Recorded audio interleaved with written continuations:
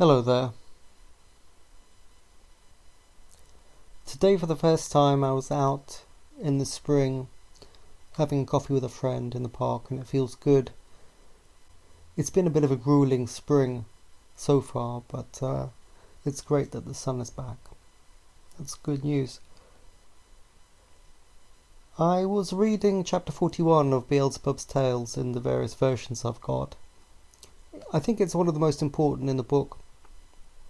And if you read the inscription at the end of it, where Gurdjieff talks about becoming an all rights possessing pupil, and those pupils who have the requisite moral and psychic properties.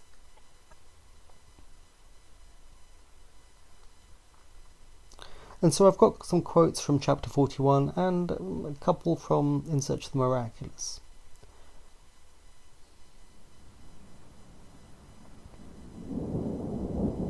I'll start with one from In Search of the Miraculous. Gurdjieff says, "Even if you found schools, you would find only philosophical schools," he said. "In India, there are only philosophical schools. It was divided up in that way long ago. In India there was philosophy, in Egypt, theory, and in present-day Persia, Mesopotamia, and Turkestan, practice."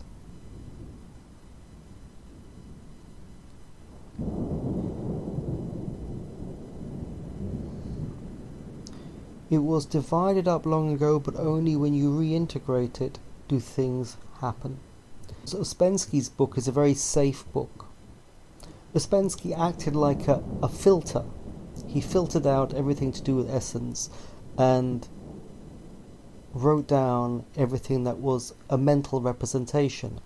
And so Gurdjieff was happy to have that book published because it was safe. It was diffused because it only had one part. And of course, almost all the groups that are visible to me today descend from that book. And so they are also very safe.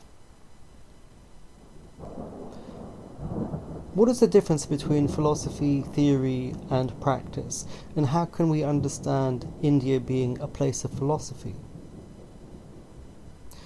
India is very devotional. It's devoted to the truth, particularly the truth of consciousness, with a capital C. It's a bit different to Christianity, which is about love. So India is devoted to consciousness, Christianity is devoted towards the heart, and you could say the Greco-Roman Empire was devoted towards the body and the purity of the body.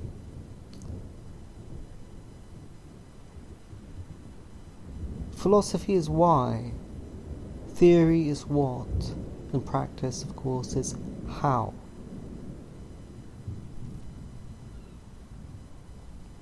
So if we get into the meat of chapter 41, it goes like this.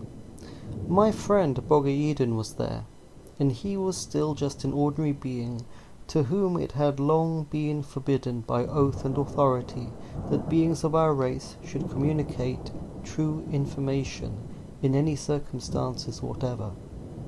This prohibition was laid upon the beings of our race, it seems, on the initiative of the very holy Ashyata Shamash, and it was imposed on us chiefly because information gives only mind knowledge, and mind knowledge tends to reduce the possibility of acquiring knowledge of one's being. And since the sole means remaining on that planet for ultimate deliverance from the consequences of the properties of the organ Kundabhafa is knowledge of one's being, this command was laid upon our race in respect of the beings of the earth. As Gurdjieff says here, that mind knowledge inhibits being knowledge, that is also one way to understand the problem with science. But this week I was thinking that science is to understand life using instruments. And so science is death, because you are no longer interested in being alive, and no longer interested in using the instrument given to you by God. The key to the path is to wish to exist, to wish to use our body and our mind and our heart.